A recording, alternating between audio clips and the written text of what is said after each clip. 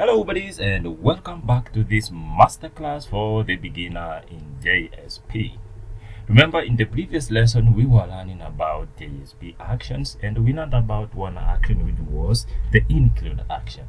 And in today's guide we are going to learn something new, something creative, something really interesting on the same topic. Again, we're going to learn about Usebean, which is normally said Usebean action.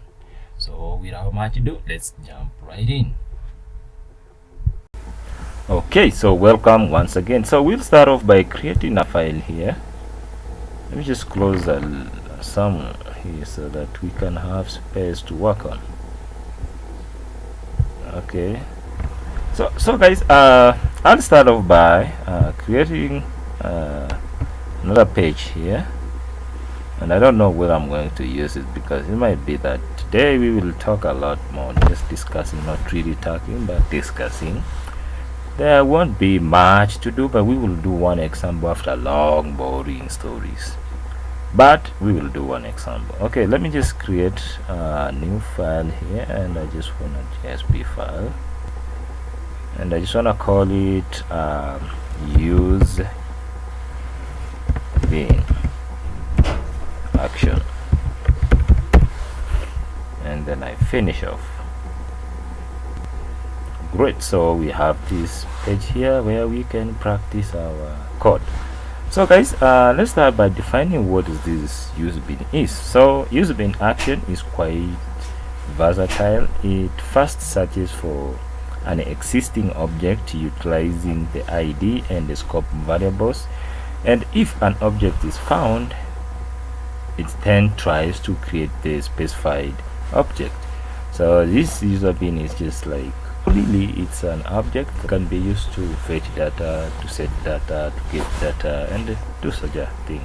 And for security, great one. So the simplest way to load a bin is like this here. So we just let me create those code first, percentage, and now we're gonna have our JSP in here. Maybe let me show you the syntax for that. So to load the JSP, just type JSP, and then you give the Usebean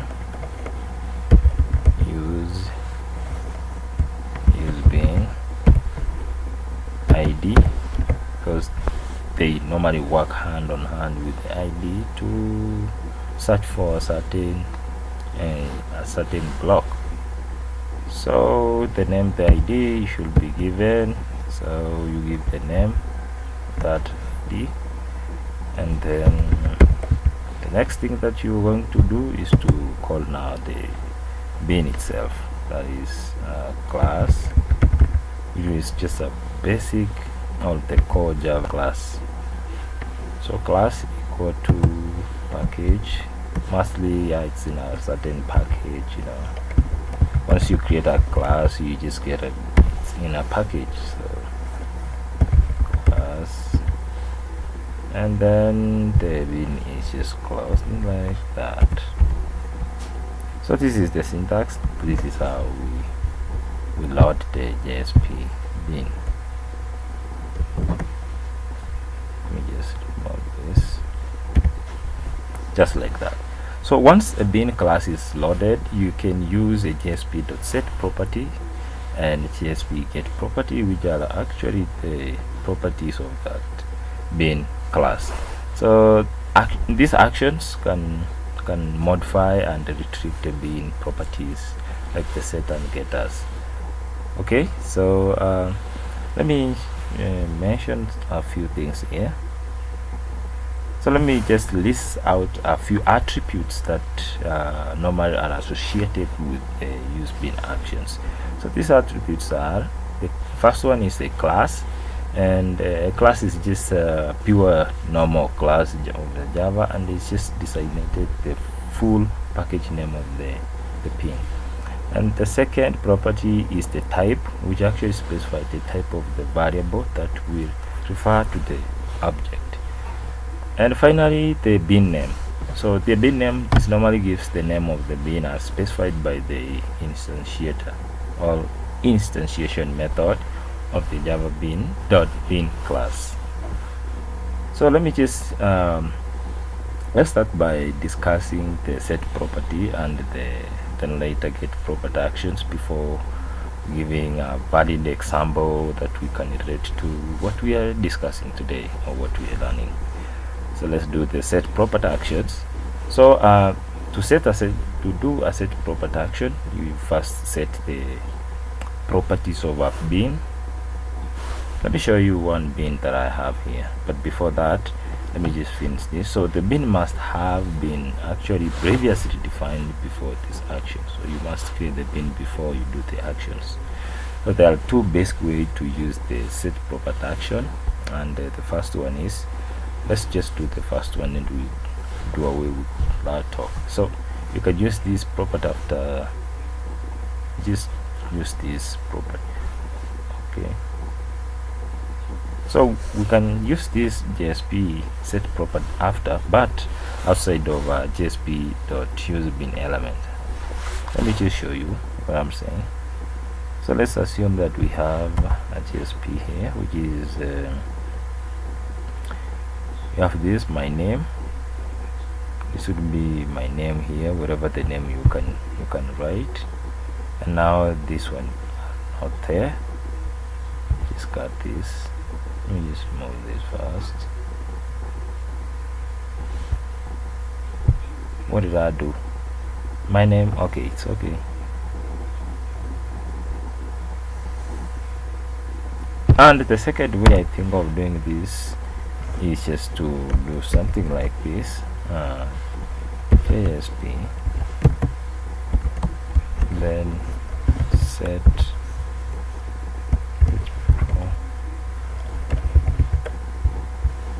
property name, and the name should be given just like the other one above here, but this one is another way of doing it, but this one we're not going to do this. It's just the other way of doing it. And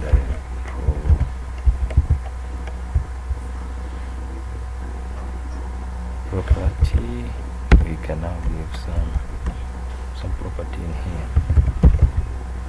but I think this will be well understood once we do one example. But theory is necessary. It's not really pure theory here. So that is it. So guys, in this case, up here or here, what you can see, the JSP set property is executed regardless of whether a new bin was initiated or an existing bin was found. So let's do a really good example here.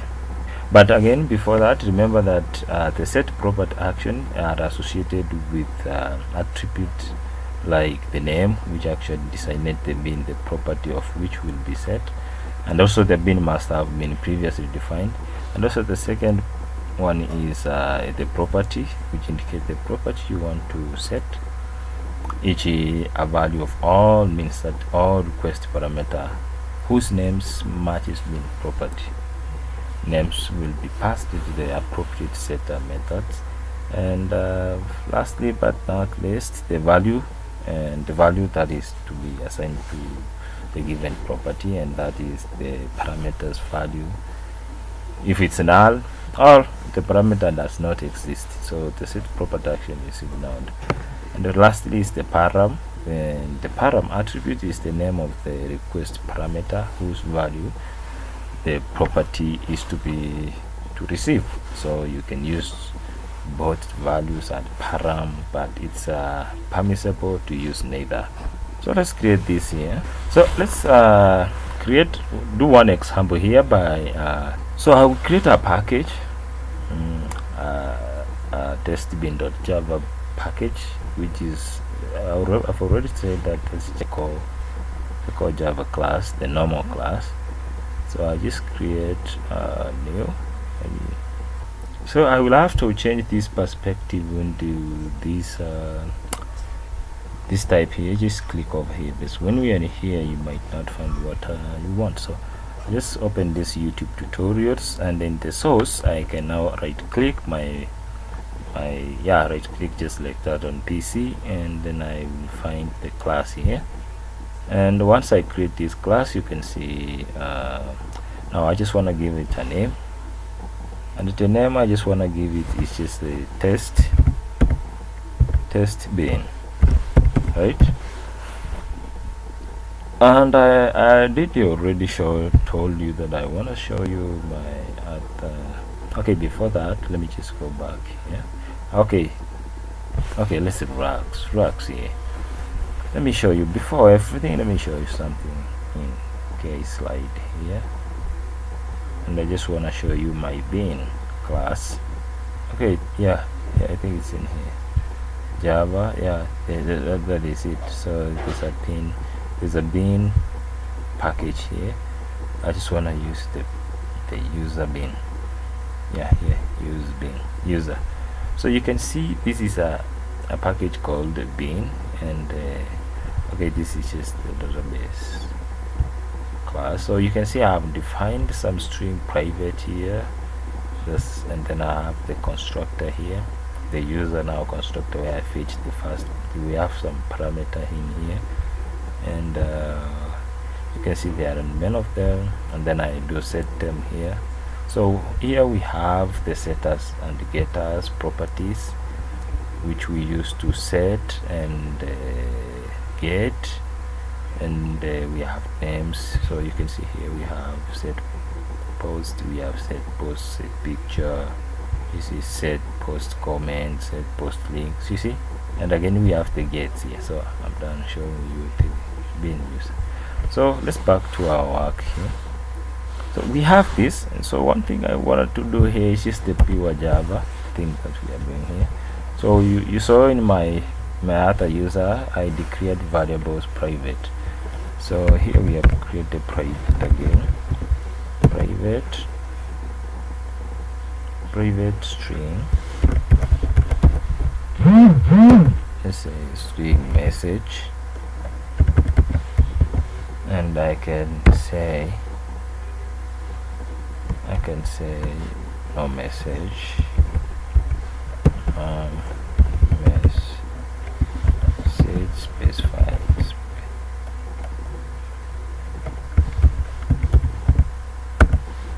Okay, and then I end by this semicolon, and then again I want to create now a method here, and I want a public method. So public string get message. Remember, it's a good practice to use a camel case thing for just clarity, I think. Okay, so get message, I need to create this message. Okay, it should return because it's not a void. If I write void public void finish, but I just want it to return a value. Okay, when I do this, okay, this must, I just want to return a string, so must have the return function here.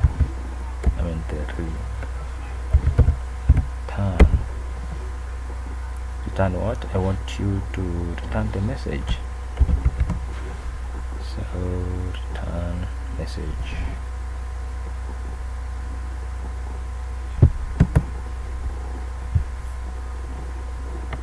I want you to return this message. What's happening? Okay, just copy this message, control copy. I want this method to return this message. So that's how I will return this message if I call this get message method. Again, let me have the setter here now. So this is the get message, and let me create the setter now. And it's good practice, I think, to use a constructor, but this is just for basic demonstration, because in my app you saw that I had a constructor there where I could pass the params. If we but we are still going to talk about params. Set message, and then I should this is now the set of this public there. Now this one is going to to return nothing. Of course, this is just set that this is just set the message and it returns nothing. So you can say this dot. Okay, I can rough each one of that message, and I can assign now the message itself. This one, control copy. But normally, once you write you use a constructor, and then you might right click, and then you have this by automatic by saying create getters and setters. It just does by just automatic. But this one now is hard coding. So this normally actually sets the message. So once you want to set a message, you can use this to set a message. Okay, and then you must pass in maybe string. So you might pass the message here, and you set. Once you pass, you set. And when you want to get it, we have already our stuff here for getting the message. So string message like that. So okay, so if I compile this, so guys, if I compile this, let me just run this, though there's nothing I will do. But if I just compile this, I just create, or I just generate a test.bin class. So I will be having test.bin class and file, and that we make sure that we copy the test.class bin. We copy the location, this whole location, and we can use that class path in our JSP file to get the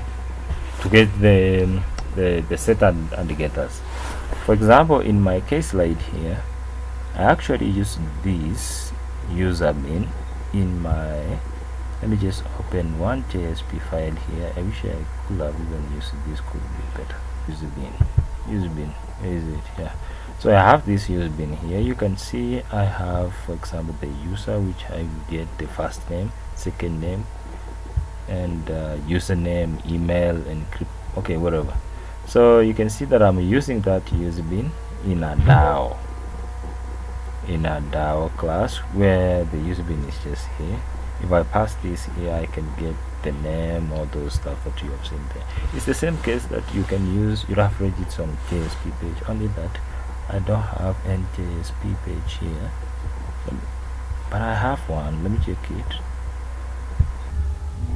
So guys, I have copied everything around here in this new file. So I have created a JSP file here, and I have used the Usebean here. You can see the Usebean ID. I just gave it a test, and a class. Now the class is our bin. So our bin is YouTube tutorial. This is the package, and test bin, which is the class that we created here. Let me show you test bin. Yeah. So this is the class that we have, which is just a test bin, and the package is YouTube tutorial. So I copied this class, and then I placed in this file JSP, and you can see it's just youtube.test. So this is our Usebean here. And by the way, was I supposed to do this? Let me just confirm. I wasn't supposed to close this out. I don't know what is this. Maybe I typed it by mistake, but it should be like that. Oh, just give an error. No, I haven't, just comma and then box. Should be like that. So so I have placed the Usebean here, and now I'm setting the property, and again I gave a name of a test, and the property is just a message, and the value is maybe hello world, or hello the wolf. So if I run this again, I created this get property here down. Check this out here, get property, and I just wanted to get the property which is the message, this message over here. and the name is just test. So if I run this, though I know I have included so many applications in this path, so make sure that you need to create the testbin.class file. Make sure that you compile it and place in the part of, maybe if you're using PC, just c.apache.com. You need to, once you compile this file here, this one, once you compile, you have to generate the test.bin class file now, and then make sure that you copied the test.bin class in a part of C location where you have placed Tomcat, and then you go in the files where websal and then web info. This here, web info, this over here. Make sure you go back there and then you place those class path. You create that class path. That's when it's gonna work.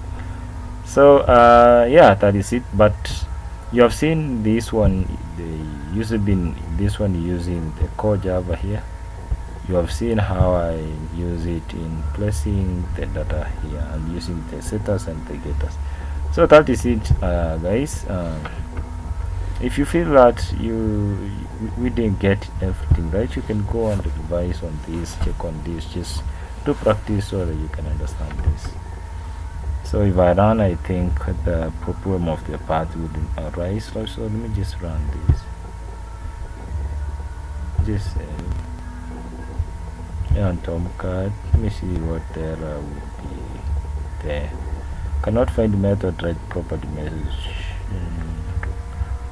Yeah, it's the path. The path has a problem here. Okay, so guys, to make sure that you create the path in the right way, it will work.